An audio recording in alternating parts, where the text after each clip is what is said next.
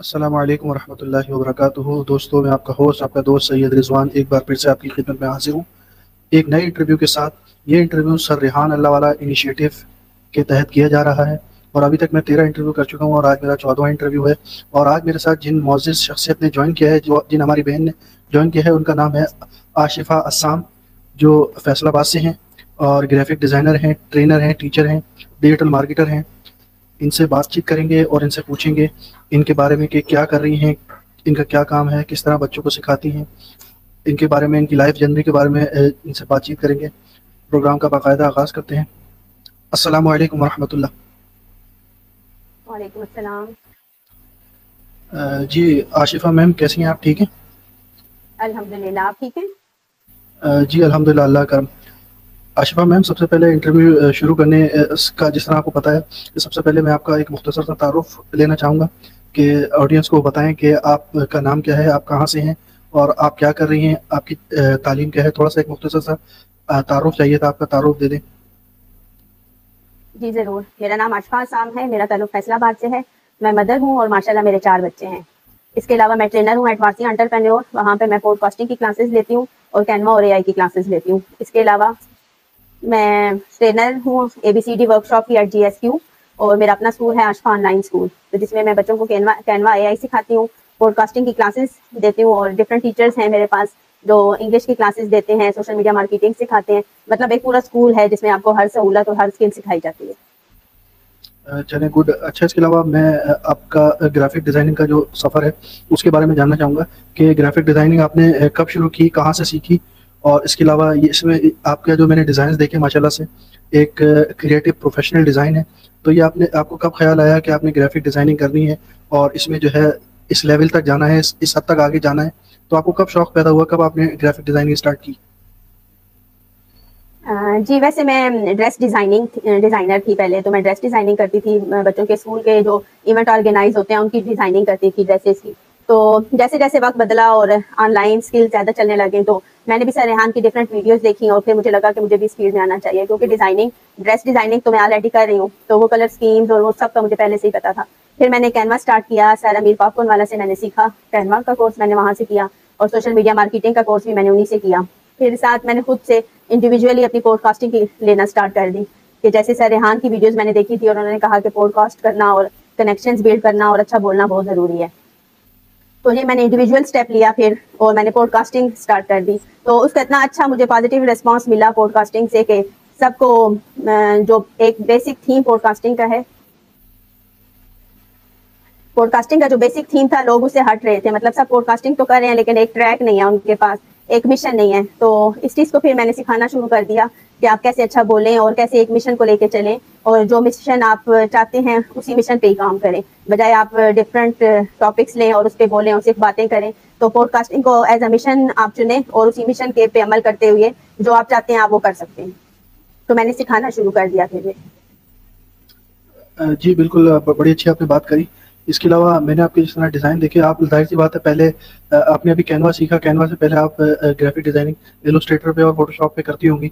तो इलस्ट्रेटर और फ़ोटोशॉप में और कैनवा में आपको क्या डिफ़रेंस लगा? कौन-सा आपको बेहतर लगता है? कौन-सा ऐसा है जो एक प्रोफ़ेशनल है और लोगों में पसंद किया जाता है? वैसे कैनवा को अगर देखा जाए तो कैनवा एक मोबाइल एप्लीकेशन है, ईज़िली आप यूज़ कर सकते हैं और कहीं पर भी आप यूज़ कर सकते हैं, डिज़ाइन बना सकते हैं। लेकिन as a professional graphic designer आप किसको प्रेफ़र करती हैं? आप डिज़ाइन जो बनाती हैं, तो वो इलस्ट्रेटर में बनाती हैं, फ़ोटोशॉप में बनाती हैं या फिर आप कैनवा में मोस्टली डिज़ाइन बनाती हैं?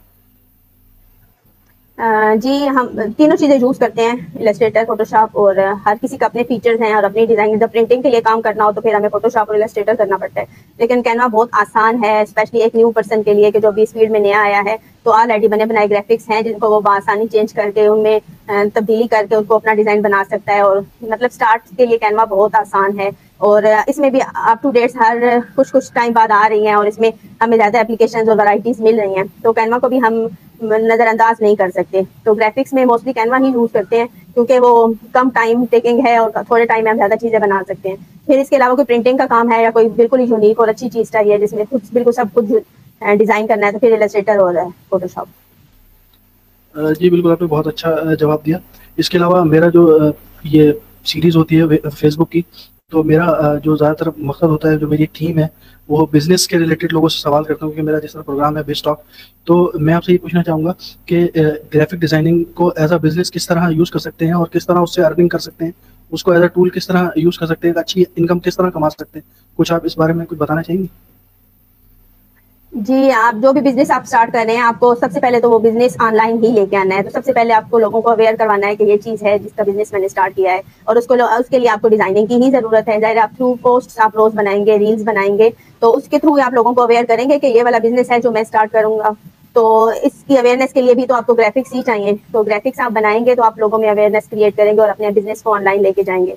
तो ग्राफिक्स बहुत इंपॉर्टेंट है। आप डेली पोस्टिंग करेंगे खुद से अपने बिजनेस से रिलेटेड, उससे रिलेटेड रील्स अपलोड करेंगे। इवन कि जब आपने फिर कैंपेन्स चलानी है और एड रन करने हैं, तो उसके लिए भी आपको ग्राफिक ही चाहिए।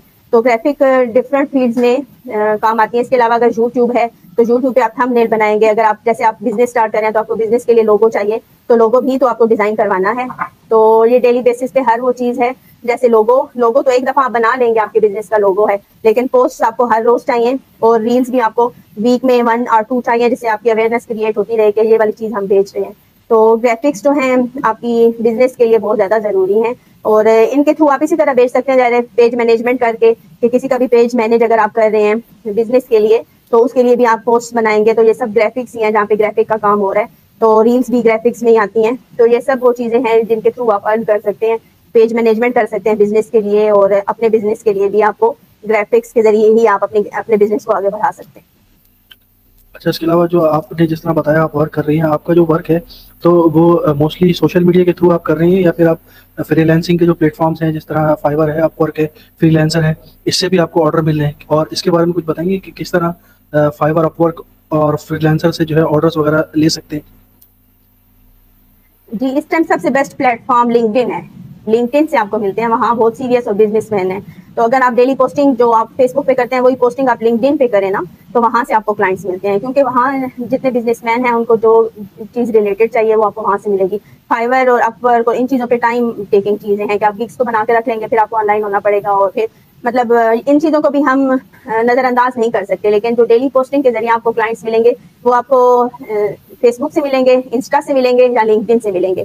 तो यहाँ आप डेली पोस्टिंग करते रहें, जो चीज़ आप एक जगह पोस्ट कर रहे हैं वो इन तीनों प्लेटफॉर्म्स पे फिर तो यहाँ से आपको ऑर्डर मिलेंगे कि, और डिफरेंट ग्रुप्स ज्वाइन करें आप, ग्रुप्स ज्वाइन करें और अपनी अपनी चीज़ जो है उसको वहाँ पोस्ट करें, तो आपको इंशाल्लाह वहाँ से क्लाइंट्स मिलना आसान है। अच्छा, इसके अलावा अभी आपने बताया कि आपका एक ऑनलाइन स्कूल भी है। ऑनलाइन स्कूल में आप पढ़ा रही हैं लोगों को, डिफरेंट टॉपिक चीज़ें पढ़ा रही हैं, जिस तरह पॉडकास्ट की ट्रेनिंग दे रही हैं। तो ये जो स्कूल है, ऑनलाइन स्कूल, ये आपने कब शुरू किया और इसका आइडिया आपको कहाँ से आया और किस तरह आपने शुरू किया? इसके बारे में थोड़ा बताइएगा। जी, ये बस 1 मंथ हुआ मेरा स्कूल स्टार्ट हुए, और मैंने पॉडकास्टिंग की क्लास से ही स्टार्ट किया, और पॉडकास्टिंग में माशाल्लाह मेरा पहला बैच ख़त्म हो गया है, और उसके स्टूडेंट्स ने बहुत मुझे अप्रिशिएट किया कि आप बहुत अच्छा आपने सिखाया हमें, और एक एक चीज़ परफेक्ट बताई। और उन्हीं के कहने पे उन्होंने कहा कि आप डिफरेंट कोर्सेज लॉन्च करें कि हम सब आपसे सीखना चाहते हैं। तो फिर मैंने डिफरेंट कोर्सेज जो मैंने खुद किए थे वो फिर मैंने लॉन्च किए, कि वो कहते हैं कि रिक्वायरमेंट है, ज़ाहिर है कि जैसा आप सिखा रही हैं ऐसे कोई सिखाता नहीं है। तो हर बंदे की अपनी नेचर होती है और एक ऑनेस्टी होती है आपके अपने प्रोफेशन के साथ। तो हर एक अपना स्टाइल होता है, तो किसी को किसी के स्टाइल में पसंद आता है सीखना, और किसी को किसी के स्टाइल में। तो जिसको जो आसान लगता है, ज़ाहिर है। तो चूंकि सीखना और सिखाना हमारी सुन्नत भी है, और मुअल्लिम का दर्जा हमारे नबी पाक का भी है, तो उस दर्जे से बढ़ के तो कुछ नहीं है। तो जो इल्म हमारे पास है, हमें चाहिए कि हम साथ साथ सीखते भी रहें और सिखाते भी रहें। तो इसी चीज़ को देखते हुए, मद्देनजर रखते हुए मैंने अपना स्कूल स्टार्ट किया, और अल्हम्दुलिल्लाह मेरा फर्स्ट बैच सुपर गया, मेरा सेकंड बैच स्टार्ट होने वाला है। और जूम क्लासेस होती हैं, इसमें लाइव जूम क्लासेस होती हैं, और साथ रिकॉर्डिंग भी दी जाती है। और फिर थ्रू आउट जब तक कोई भी प्रॉब्लम हो किसी भी तरह की, तो हर तरह की डिस्कशन दी जाती है, और मेंटोरशिप लाइफ टाइम होती है, कि जब तक हमारी ज़िंदगी है इंशाल्लाह आपको मेंटोरशिप मिलेगी। जी बिल्कुल, आपने बहुत अच्छी बात कही कि जो काम नेक नियति से किया जाता है, और यानी एक अल्लाह पे भरोसा रख के किया जाता है और एक जुनून के साथ किया जाता है, वो काम कामयाब भी होता है उसमें, और उस काम की एक वर्थ भी होती है, एक वक़्त भी होती है। और तो इसके अलावा मैं आपसे ये जानना चाहूँगा कि जिस तरह आपने कहा कि आप हाउस वाइफ भी हैं, तो कितना मुश्किल होता है इन सब चीज़ों को मेंटेन करके चलना, कि आप अपनी बिज़नेस को भी देख रही हैं, बच्चों को भी देख रही हैं, फैमिली को भी देख रही हैं, तो कितना मुश्किल होता है? और इसके अलावा जो हाउस वाइफ हैं मोस्टली, वो अगर देखा जाए तो वो मोस्टली अपना टाइम वेस्ट कर रही होती हैं, तो उनको कुछ कहना चाहेंगी कि वो किस तरह अपनी जो टाइम है उसको एक यूटिलाइज करके एक क्रिएटिव वर्क कर सकती हैं, जिस तरह आप कर रही हैं? जी, मैं ये कहना चाहती हूँ कि हाउसवाइफ्स के लिए बहुत आसान है, बजाय हम एक चीज़ अपने घर को छोड़ के बाहर जाएँ और अपनी ड्यूटी दें, तो हमारे पास सारा दिन होता है। हम अगर टाइम मैनेज करें, टाइम मैनेजमेंट आनी चाहिए आपको। अगर आप टाइम मैनेज करें तो हमारे पास सारा दिन होता है। अगर हम मॉर्निंग में अपने घर के सारे काम खत्म करके इवनिंग में हम क्लासेस दे सकते हैं। क्लासेस हम एज़ अ ट्रेनर दे भी सकते हैं और एज़ अ लर्नर और एज़ अ स्टूडेंट हम क्लासेस ले भी सकते हैं, क्योंकि जितना ऑनलाइन काम है, जितनी ऑनलाइन क्लासेस हैं, वो शाम में स्टार्ट होती हैं, तो मगरिब टाइम से स्टार्ट होती हैं, क्योंकि जो लोग ड्यूटीज कर रहे होते हैं या जिनका कोई प्रॉब्लम है, तो ये सारी ऑनलाइन क्लासेस शाम में। तो एक फीमेल के पास पूरा दिन होता है जिसमें वो अपनी हर काम, अपनी हर ड्यूटी आसानी से मैनेज कर सकती है। तो मैंने टाइम मैनेजमेंट रखी हुई है। मैं अपने घर का सारा काम, मेरी यही कोशिश होती है कि मैं अपने शाम की क्लासेस से पहले पहले हर सूरत खत्म कर लूँ। इवन मेरे माशाल्लाह 4 बच्चे हैं और बड़ी क्लासेस में, और उनको पढ़ाना भी होता है। तो ये सब मैनेजमेंट पे डिपेंड करता है कि आप खुद को कैसे मैनेज कर रहे हैं। जी जी, इस बढ़िया, तरह आपने अच्छी खवातीन बात। के लिए पैगाम आपने जी जी, बोलिए खवातीन के लिए बोलिए। आपने पैगाम कहा। जी, तो खवातीन जब तक खुद आगे नहीं बढ़ेंगी और नई चीज़ के साथ खुद को बदलेंगी नहीं, तो हम आगे नहीं बढ़ सकते। हमें चाहिए कि हम स्मार्ट वुमेन बने, रोल मॉडल बने अपने बच्चों के लिए, कि बच्चे हमें देखें और सीखें। तो अगर हम खुद टाइम मैनेज कर रहे हैं, खुद सिखा रहे हैं, तो बच्चों के लिए ये चीज़ नई नहीं होगी। वो जैसे जैसे हमें देखते रहेंगे, ऐसे ऐसे उस चीज़ को वो खुद अडॉप्ट करेंगे, क्योंकि वो वही अडॉप्ट करते हैं जो वो देखते हैं। तो अगर वो यही वाली चीज़ें अडॉप्ट कर लें, तो उनके लिए बहुत आसान है ये चीज़ होगी, और वो माहौल के साथ साथ इसको हासिल कर लेंगे, बजाय इसके कि वो एक नए सीखने वाले अमल में जाएंगे। वो अपनी माँ को देख के ही सब कुछ सीख सकते हैं। तो बदल जाओ वक्त के साथ, जहाँ फिर वक्त बदलना सीखो, मजबूरियों को मत कोसो, हर हाल में जीना सीखो। ये पैगाम है मेरा खवातीन के लिए कि वक्त के साथ साथ खुद को बदलें और अमल करें। अमल करेंगी तो आगे बढ़ेंगी। जी बिल्कुल, आपने बहुत अच्छी बात करी और आपने शेर भी बड़ा अच्छा पढ़ा। और ख़वातीन को इस बारे में सोचना चाहिए, अपने वक्त को ज़ाया करने के बजाय एक प्रोडक्टिव काम करना चाहिए। अच्छा, इसके अलावा मैं आपसे ये जानना चाहूँगा, ये जो आपका ऑनलाइन का सफ़र है, ये जो आप काम कर रही हैं, तो अगले 3 से 5 साल में आप अपने आप को कहाँ देखती हैं? आपका क्या विज़न है? आप क्या करना चाहती हैं? आपके क्या गोल्स हैं? आप लाइफ में क्या अचीव करना चाहती हैं?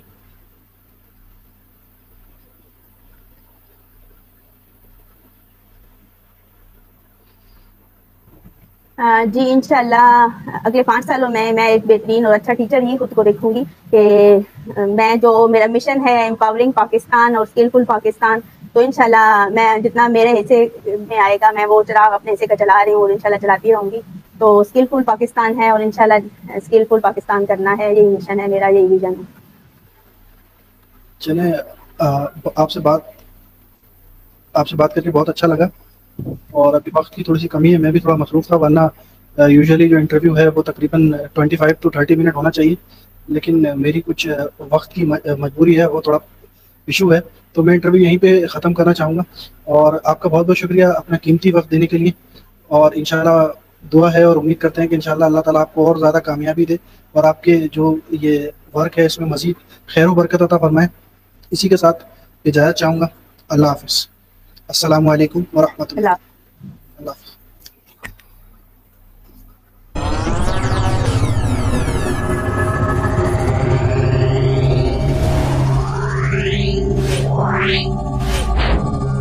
Meow.